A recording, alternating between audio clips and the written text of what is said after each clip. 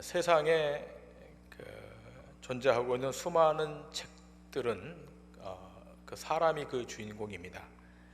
그 안에는 사람의 활약상도 그려져 있고 또 사람이 얼마나 대단한가라고 하는 가능성도 표하고 있습니다. 또 사람들은 책을 통해서 그 사람의 능력도 또 사람의 힘이 대단하다는 것을 그 안에서 확인하기도 합니다. 그리고 그러한 내용에 감동을 받기도 하고 또 때로는 뭉클한 그 휴머니즘의 눈물을 흘리기도 합니다. 그러나 세상의 책과는 달리 성경은 다릅니다. 성경은 하나님이 주인공이시고 하나님의 능력과 위엄을 그 안에 나타내는 것입니다. 사람의 약함과 실수와 죄가 있음에도 불구하고 하나님은 자신의 언약을 그 사람과 역사를 통해 신실하게 이루어 나가는 것을 보여주고 있습니다. 그러므로 우리는 성경을 통해서 사람이 어떻게 했다라는 것을 보기보다 하나님의 행하심을 보고 또 목도해야 될 것입니다. 하나님이 행하신 일을 제쳐두고 사람의 일을 자꾸만 보게 되면 우리는 어디로 흐르는가 하면 아브라함을 본받자, 또 요셉을 본받자, 다윗을 본받자, 그 성경 인물에게서 감동을 받고 교훈받는 것으로 끝납니다. 그런데 성경이 실제로 이야기하는 것은 그것이 아니지 않습니까? 성경을 통해서 하나님은 어떻게 겁이 많고 믿음 없는 아브라함을 아브라함 되게 했는가, 어떻게 요셉을 요셉 되게 하는가를 보게 함으로써 하나님의 주권과 하나님의 능력을 느끼게 하는 것, 이것이 성경의 주장이고 또 그것을 보는 것이 신앙의 눈인 것입니다. 그렇게 되지 않으면 사람의 영웅적인 행위를 보고서 기가 죽는다든가 아니면 나도 저렇게 할 수 있다는 불굴의 의지를 갖게 되는 경우가 있습니다. 그러므로 어떠한 믿음의 사람도 그 하나님의 솜씨로 그렇게 된 것을 알 때에 참으로 그 위대하신 하나님을 경외하게 되고 찬양할 수밖에 없게 되고 그 하나님의 주권 앞에 무릎을 꿇게 되는 것입니다. 그런데도 우리 안에는 어떤 생각을 하는가 하면 내가 어떻게 아브라함처럼 되겠는가, 이런 생각이 들어요. 나는 하나뿐인 아들 못 바친다, 그런 생각이 먼저 들지 않습니까? 그러나 너무 지레 겁을 먹을 필요가 없습니다. 성경이 뭐라고 이야기하는가 하면 에베소서 2장 19절에 이렇게 이야기합니다. 그러므로 이제부터 너희가 외인도 아니요 손도 아니요 오직 성도들과 동일한 시민이요 하나님의 권속이라. 이제부터 너희가 외인도 아니고 손도 아니다. 너희들은 동일한 시민이요 하나님의 권속이다. 굉장히 중요한 의미를 우리에게 던지고 있습니다. 우리가 예수 그리스도의 피로 유대인이나 이방인의 차별 없이 동일하게 하나님의 권속되었다. 성도들과 동일한 시민이 되었다. 그러므로 성도란, 신자란 구약에 등장하고 있는 믿음의 위인들, 믿음의 조상들과 동일한 신분의 수준의 사람이 되었다는 것을 여기 말해주고 있는 겁니다. 그러니까 오히려 현재 우리는 예수 그리스도의 약속의 완성을 본 자로서, 조금 어려운 얘기지만 하나님이 우리에게 제시한 그 약속, 신약의 예수님의 오심으로 말미암아 성취될 그 약속을 본 자로서 구약의 마지막 사람 침례 요한보다 더 크다는 말을 우리가 새겨들을 필요가 있습니다. 그러니까 구약의 사람들과 또 우리 주님이 오시고 난 이후 신약의 사람들과는 그 주장된 내용과 약속된 내용이 다를 수 있다는 것입니다. 그러니까 히브리서 11장 39절과 40절에 이 말씀이 있는데요. 자, 이 말씀을 우리가 다시 한번 확인하도록 합니다. 읽겠습니다. 시작. 이 사람들은 다 믿음으로 말미암아 증거를 받았으나 약속된 것을 받지 못하였으니 이는 하나님이 우리를 위하여 더 좋은 것을 예비하셨은즉 우리가 아니면 그들로 온전함을 이루지 못하게 하려 하심이라. 아멘. 자, 이 히브리서 11장에 믿음의 사람들이 열거되지 않습니까? 그래서 믿음의 장 하면 히브리서 11장을 우리가 얘기하는데 이 히브리서 11장에 믿음의 사람들이 열거되고 이 부분은 그 결론 부분입니다. 그런데 하나님이 어떻게 하셨다고 말하는가 하면, 자 39절에 이 사람들, 구약의 사람들이에요. 이 사람들은 다 믿음으로 말미암아 증거를 받았으나 약속된 것을 받지 못했다. 굉장히 중요한 내용입니다. 구약에 존재하고 있었던 사람들은 믿음으로 말미암아 그 증거를 부여받았지만 약속, 하나님의 약속은 어디에 와서 비로소 알게 되고 확인받게 되는가 하면 예수님이 오신 이후 신약에서, 신약 시대를 살고 있는 여러분과 저는 약속을 받았다는 것입니다.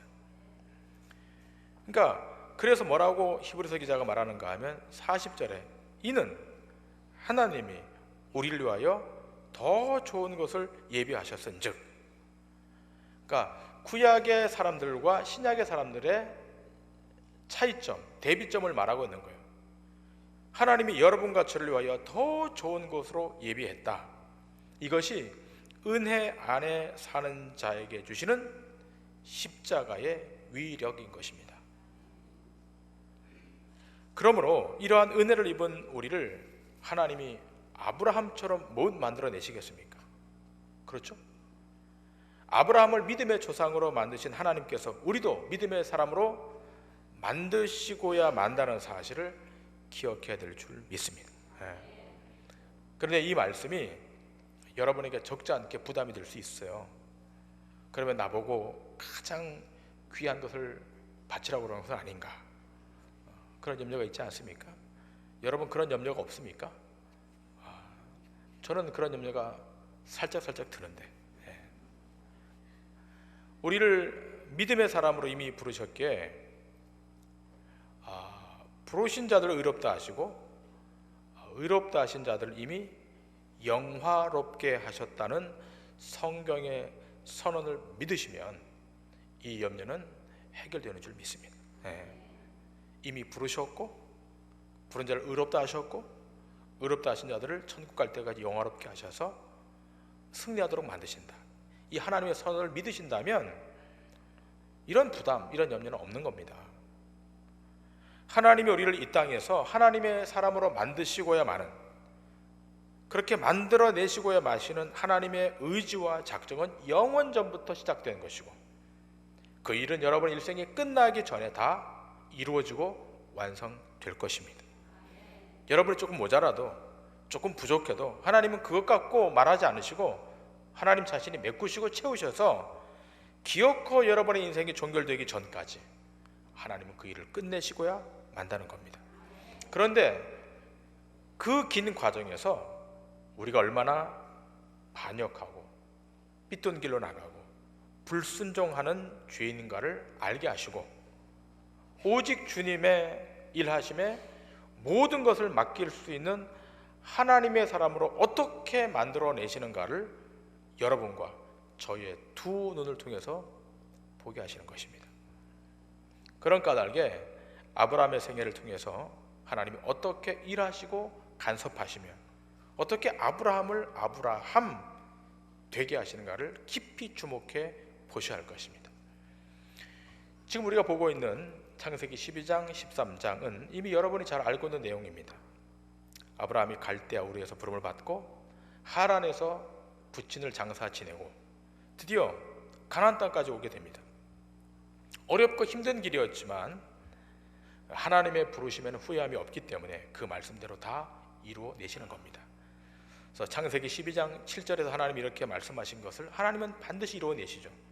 내가 이 땅에 네 자손을 주리라, 이 땅에 네 자손을 주리라 하신 그 약속을 하나님은 반드시 이루어내시는 거죠. 그러나 그 땅, 그 약속이 많아진다, 약속의 땅에 네 자손이 많아지라고 하신 그 하나님의 언약이 실행될 그 땅에 기근이 들어요. 그러자 아브라함은 애굽으로 그 기근을 면하기 위해서 내려갑니다. 그리고 그 애굽에서 일어났던 일은 지난주에 우리가 보았습니다. 그런데 그렇게 살려고 내려갔던 애굽의 그 길에서 오늘 이 말씀을 펼쳐보니까 다시 그 걸음을 돌이켜 가나안으로 오게 되는 겁니다. 그러면 애굽에서 다시 가나안으로 어떻게 오게 되었는가라고 하는 거예요. 아내 사라이를 겪고 나서 이곳은 살 곳이 못 된다, 하나님의 약속의 땅으로 올라가자, 그러고 올라갔는가? 그렇지 않잖아요. 성경이 그렇게 기록되어 있지 않습니다. 이 잘못 왔다, 이 약속의 땅이 아니다, 그러니 올라가자, 그렇게 약속의 땅이 아니니까 올라가자, 이런 말이 없어요.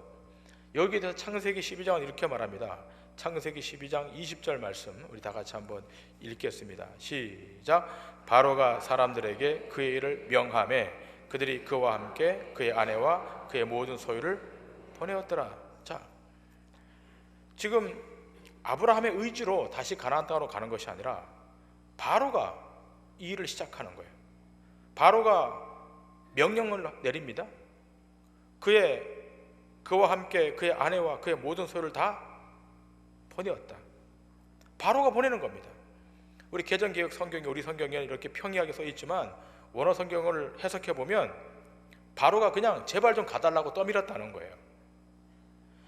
여러분, 바로가 사라를 그냥 데려온 것이 아니라 지참금을 주고 데리고 오지 않았습니까? 그런데 그 지참금도 돌려받지 않고 그냥 내보내는 거예요. 얼마나 혼쭐이 났으면 모든 것을 다 갖고 가도록 만들어서 내보내게 만든 것이겠습니까? 그 성경은 결과적으로 뭐라고 이야기하는가 하면 아브라함이 애굽에서 가나안 땅으로 올 때 육축과 은금이 풍부했다, 이렇게 성경이 말하고 있어요. 자, 이 대목에서 아브라함이 다시 가나안으로 다시 오게 된 것은 바로가 하게 했지만 더 엄밀히 말해서 조금 더 들어가 따져보면 바로의 인생 뒤에서 역사하시는 하나님의 손길이 아브라함을 다시 가나안으로 가게 만든 것입니다. 아브라함은 기근을 피하려고 갔기에 얼마 동안 거기 머물렀는지는 모르지만 더 이상은 머물 수 없게 된 거예요. 하나님이 뭐라 하시는 거예요. 있을 수 없도록. 여러분, 이와 마찬가지로 이스라엘 백성이 나중에 애굽에서 4대를 나그네로 살다가 출애굽하라는 약속을 하나님이 아브라함에게 명령하시죠. 그 4대 만에 그 일이 실제로 진행되잖아요. 그때 이스라엘 백성들이 출애굽할 때 그냥 빈털터리로 출애굽했는가? 그렇지 않죠?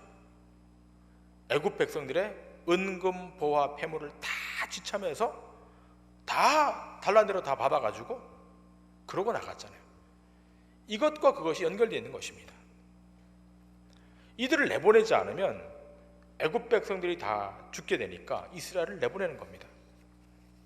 그런데 기억할 것은 이러한 모습이 오늘 우리에게도 늘상 일어나고 있다는 사실입니다. 여러분, 우리는 내가 가고 싶어하는 장소가 있어요. 내가 소유하고 싶어하는 무엇이 있어요. 그것이 특정 장소일 수도 있고 지위일 수도 있고 신분일 수도 있습니다. 또 세상의 다른 여러 가지 것들일 수도 있습니다. 그러나 기억할 것은 하나님은 그 택하신 백성들을 가서는 안 되는 곳에서 오래 머물러 있도록 허용치 않으신다는 겁니다. 하나님은 반드시 빼내고야 마신다는 것을 아셔야 됩니다. 이것이 오늘날도 계속해서 일어나고 있는 출애굽의 사건입니다. 제가 학생 시절에 성경 공부 내용 중에 그런 질문이 있었습니다. 출애굽의 경험이 있었나? 무슨 학생 시절에 출애굽의 경험이 있었겠습니까? 제가 뭐 비행 청소년도 아닌데. 근데 답을 제가 못했거든요. 그랬더니 그 선생님이 답을 던져주셨습니다. 그 출애굽이란 죄와 사망에서 건진받는 것이다. 그때는 잘 몰랐어요. 그때는. 근데 제가 신학교를 가고 목사가 돼서 목회하면서 말씀을 보니까 그 말이 정답이에요. 신학적으로 이게 정답입니다. 죄와 사망에서 건진받는 것, 이것이 출애굽이에요. 그런데 중요한 것은 이 출애굽이 단 1회적으로 끝나는 것이 아니라 평생을 두고 계속해서 일어난다고 하는 거예요. 왜 그런가? 우리의 옛사람이 자꾸만 애굽으로 돌아가려고 하기 때문에. 얼마나 자주 우리가 애굽을 그리워하는지를 이스라엘 백성의 광야에서의 그 불평과 불만에서 보지 않습니까? 지금 우리의 삶의 현장에서 불평과 불만이 나오는 것은 과거 이스라엘 백성들이 광야의 현장에서 불평하고 불만했던 것과 방불한 거예요. 그럼 그 이유가 뭐냐? 하나님의 선한 인도를 싫어하기 때문에 그러는 거예요. 길이 안 좋다, 물이 없다, 만나가 질린다, 우리에게 고기를 달라.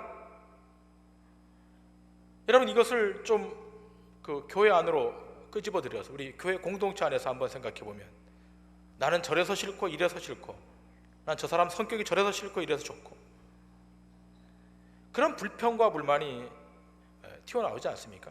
그렇다면 하나님이 어떻게 하시는가? 아우, 저 녀석은 피곤하니까 그냥 내버려 둬라, 그러시겠습니까? 절대로 그렇지 않습니다.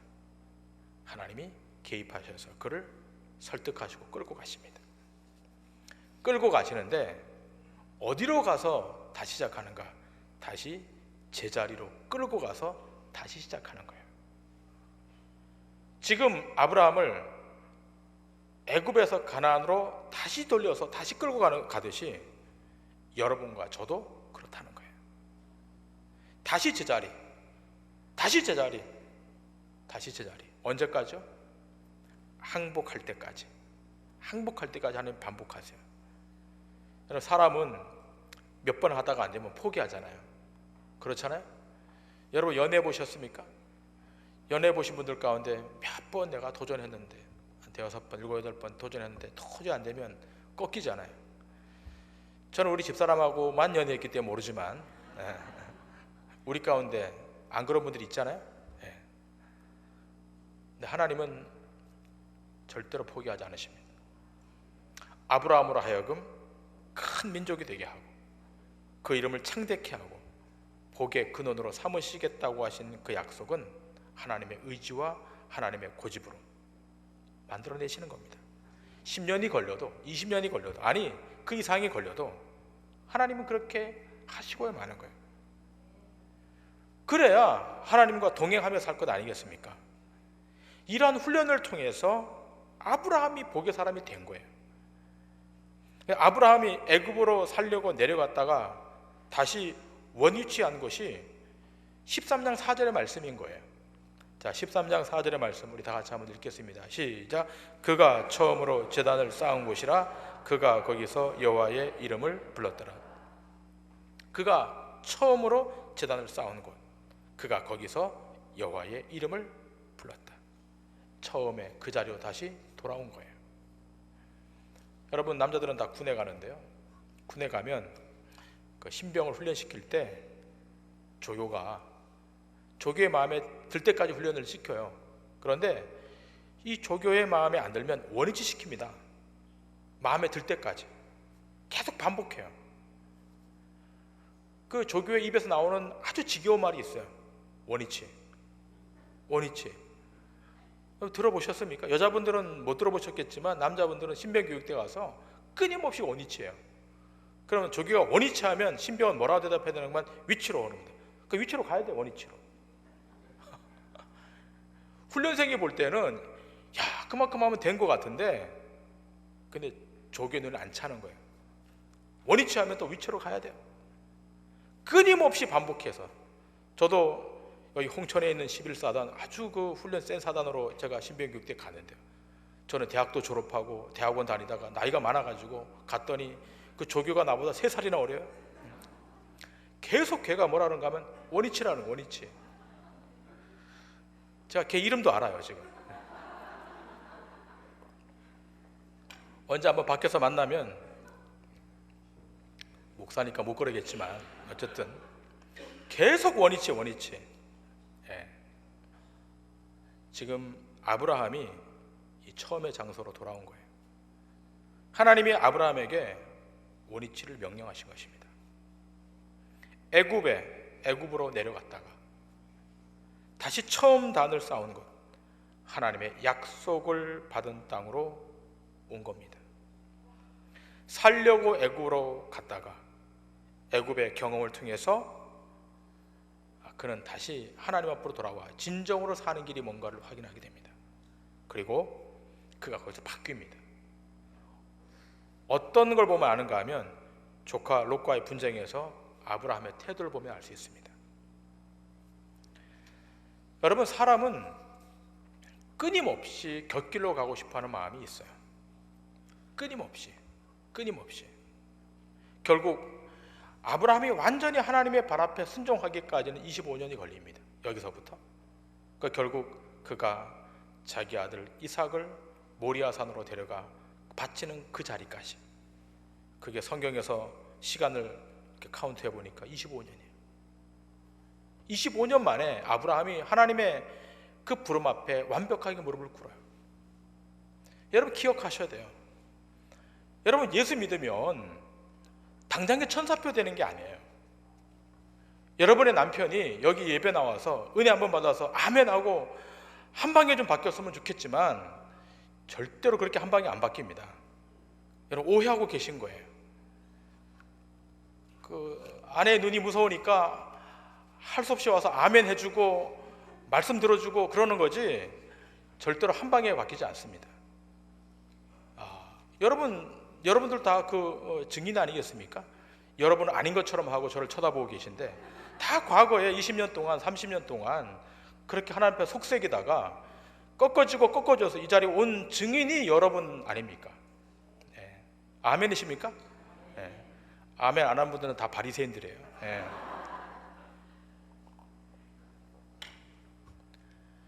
한 방에 되지 않아요. 아브라함을 우리의 믿음의 조상이라고 할 때 야, 한 방에 바뀌었겠지. 그렇지 않다는 거예요. 25년이 걸리는 거예요. 근데 중요한 것이 있습니다. 하나님 한번 개입하시고 하나님 한번 그 안에 들어가시면 반드시 꺾어내시고야 말고 그를 변화시키시고야 말고 그를 하나님의 사람으로 만드시고야 만드는 사실입니다. 이게 지금 창세기 13장에서 우리에게 이야기하고 있는 것입니다. 자기 힘으로 되는 게 아니에요. 자기 힘으로 애굽을 갔지만 결국 원위치시켜서 하나님은 하나님의 일을 다시 하게 합니다. 그리고 드디어 이 아브라함이 태도가 바뀌어요. 조카 롯과의 싸움 속에서 바뀌지 않습니까? 8절 9절에 뭐라고 되어 있습니까? 네가 좌하면 나는 우하고 네가 우하면 나는 좌하리라. 우선권을 조카 롯에게 줘요. 있을 수 없는 일이 벌어진 거예요.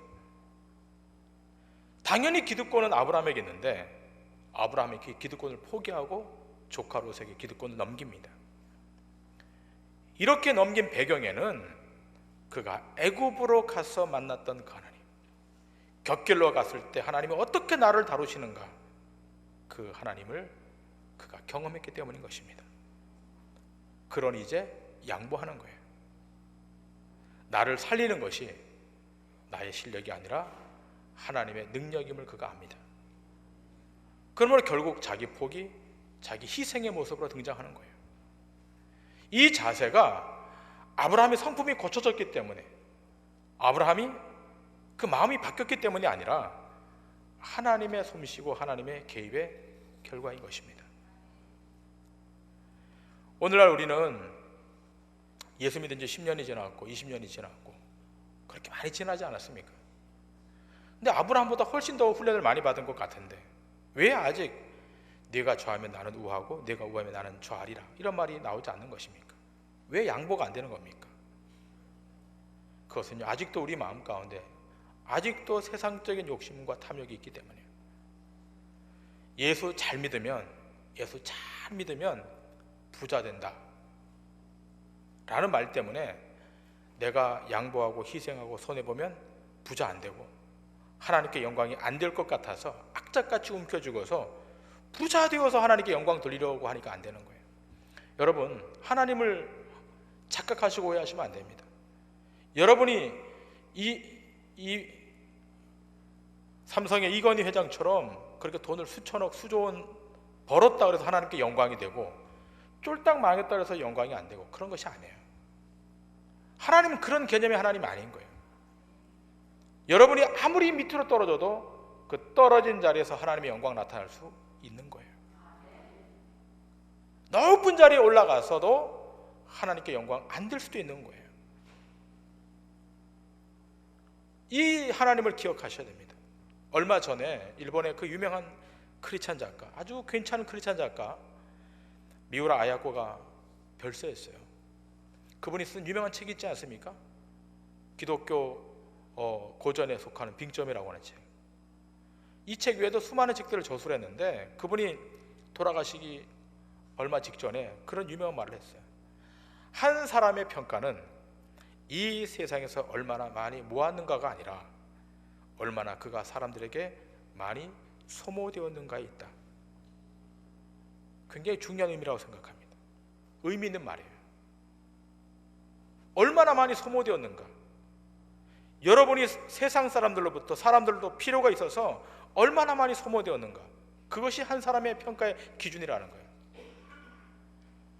우리 동도중앙교회에 수많은 분들이 여기 와서 예배드리고 헌신하고 자기의 시간을 들이고 물질을 들여서 하나님 앞에 이렇게 사역에 헌신하지 않습니까?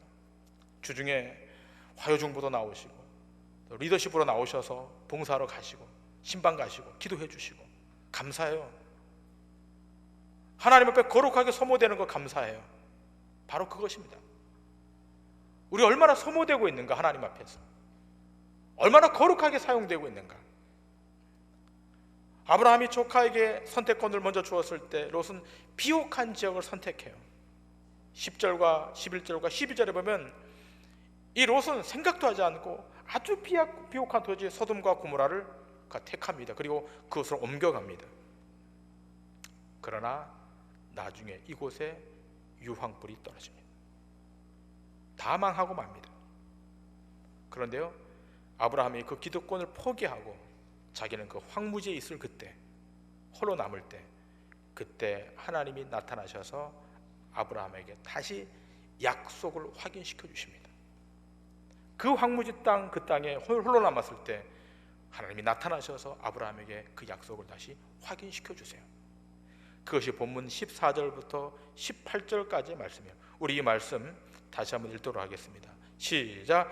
롯이 아브라함을 떠난 후에 여호와께서 아브라함에게 이르시되 너는 눈을 들어 너 있는 곳에서 북쪽과 남쪽 그리고 동쪽과 서쪽을 바라보라. 보이는 땅을 내가 너와 네 자손에게 주리니 영원히 이르리라. 내가 네 자손이 땅에 티끌 같게 하리니 사람이 땅에 티끌을 능히 셀 수 있을진데 네 자손도 세리라.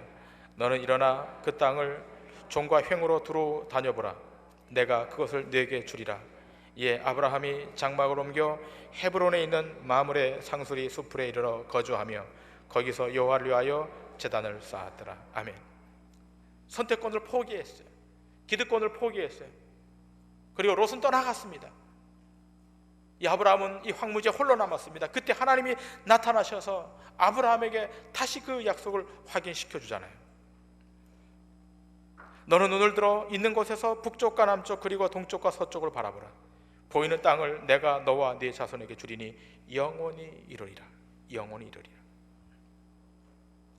하나님의 이 놀라운 약속이 그가 포기했을 때, 우선권을 포기했을 때, 기득권을 포기했을 때 하나님이 그에게 다시 약속을 확인시켜 줬다고 하는 겁니다. 여러분과 저는 세상의 기득권과 세상의 그 우선권을 갖고 사는 자들이 아니에요. 하나님의 붙드심, 하나님의 인도하심, 하나님의 택하심 속에 살아가는 자들임을 기억하셔야 됩니다. 택한 자녀가 세상의 것을 붙드는 순간 하나님은 그를 다시 끄집어내서 원위치시키십니다. 그리고 하나님은 다시 그 자리에서 하나님의 일을 시행하십니다. 바라기는 행여나 여러분의 발걸음이 애굽으로 향하는 발걸음이라면 그 발걸음을 가나안으로 돌이키시고 하나님이 행하시고 하나님이 역사하시는 그 역사하심 앞에 무릎 꿇어 순종함으로 하나님의 뜻이 여러분 생애 가운데 이루어지는 놀라운 축복이 있기를 주님의 이름으로 간절히 축원합니다. 기도하시겠습니다.